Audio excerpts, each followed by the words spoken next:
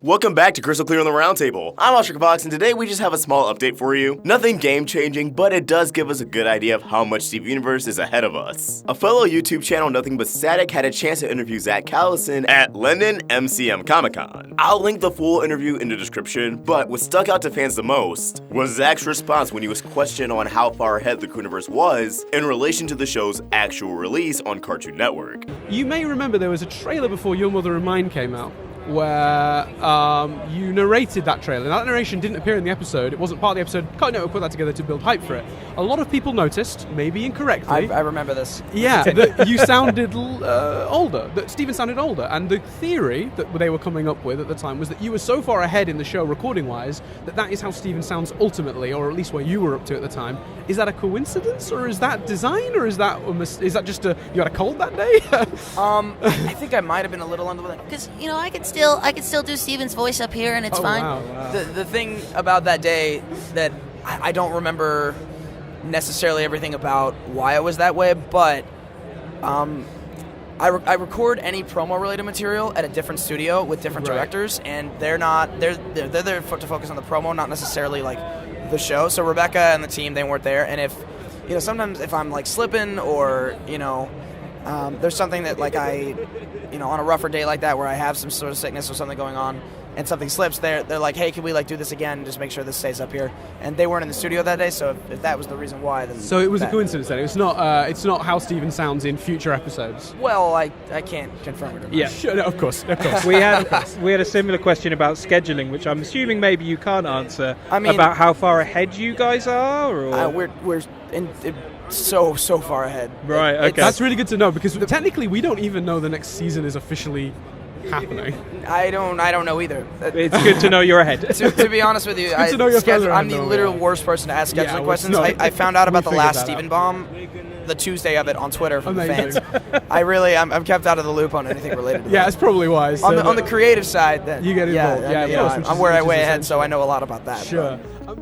So, as you just heard him say, they are super far ahead from the current airing schedule. He also said he's the worst person to ask when it's actually going to air on TV, which of course is understandable. Voice actors typically don't work on just one project. We have to keep in mind voice acting is still a job, and you typically only voice record once a week. So instead of just sitting around, voice actors spend the rest of their week living their lives. Perhaps they have other commitments, other projects to work on. Zach Callison himself has been working on a music career. He went on tour recently, and I believe has been traveling quite a bit. So when you add up all the projects and traveling and everything else these voice actors tend to get into on a weekly basis, when Steven Universe episodes actually air on television probably isn't a priority to any of them. Yeah, it's awesome when it happens. They get to engage with fans, but as we talked about before, Cartoon Network has its own scheduling department that does not communicate with anybody who works on the show. It's pretty much open season with little communication. However, consider this. Lars of the Stars was recorded in late 2016. They tend to record on a weekly basis. Although if memory serves, they do take a month or so off for the holidays. Now, Steven Universe typically does record episodes on a Wednesday, and there's 4 to 5 Wednesdays in a month. But let's just stick with 4. We know the earliest they stopped recording before the big production hiatus last year was in at least June. At least June. So that's maybe 24, maybe 30 episodes they recorded before going on production hiatus. But again, they had definitely recorded after last year's production hiatus. And each season is around 25, 26 episodes. Although, as we reported in the past, Season 6, the upcoming season, seems to have more under its belt. Now, we've had 13, 14 episodes air since Lars of the Stars. So even if we shave 14 off that number, if we factor in the episodes they could have recorded since the beginning of this year, they could still be about 30 episodes ahead. Now, perhaps Cartoon Network is as sped up with the hiatus as we are. And the reason why they haven't released new episodes yet is because starting in 2019, they want to be able to get back to releasing this show on a consistent basis. At the very least, I think that would be a good consolation prize, finally being on a stable schedule for the rest of the show's run. But I don't want to put all my eggs in one basket yet, especially if they still do Steven bombs. But rest be assured, Steven Universe is not canceled, it's nowhere near ending, and we still have plenty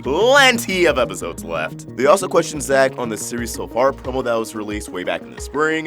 When that dropped, everyone was freaking out over Zach's voice in it. Steven sounded a lot older. He basically sounded just like Zach's normal speaking voice. To free the Earth, my mom shattered Pink Diamond.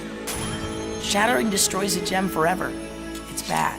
So I think it was fair game to ask, hey, is this how Steven sounds in the future? And ultimately, Zach did give an explanation, but when asked flat out, it was a coincidence or was this intentional, is Steven gonna sound like this in the future, he said he cannot confirm nor deny. Now you can take that as you will, but usually I cannot confirm or deny is code for there'd be repercussions if I said yes, but I'm not gonna say no. After all, if it was a coincidence, why not just say no? Thus, I think it will be possible Steven could sound like this in future episodes. I would be surprised if he's a high-pitched baby for the rest of the series, but I actually have a video coming out in the future on why Steven hasn't physically aged yet in the series, why he still looks the same as he did in episode 1. But for now, what do you guys think? Is this news helping you truck through the hiatus? Why or why not? Let us know in the comments below, or tweet those thoughts to me at AwestruckVox or at Roundtable Vids. We're also on Instagram. If you want to help the Roundtable grow, you can either support us on Patreon or become a member of this channel. Each comes with their own exclusive perks. Link in the description. If you enjoyed this video, please do like, share, and if you're new here, subscribe. Hit that bell for notifications and stay in the loop of all things Steven. Thank you for watching, and I hope you have an awesome day. AwestruckVox, signing out.